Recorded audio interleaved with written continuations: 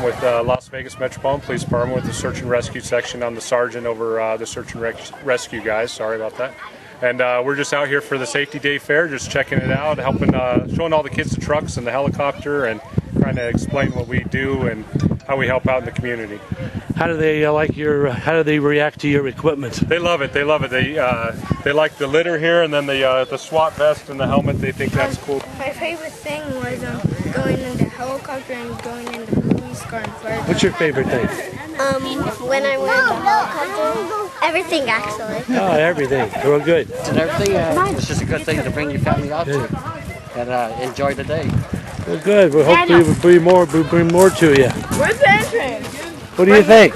That was great. The kids are loving it, having a good time.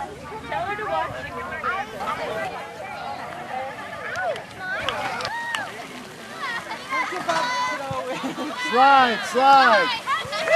There you go. Woo!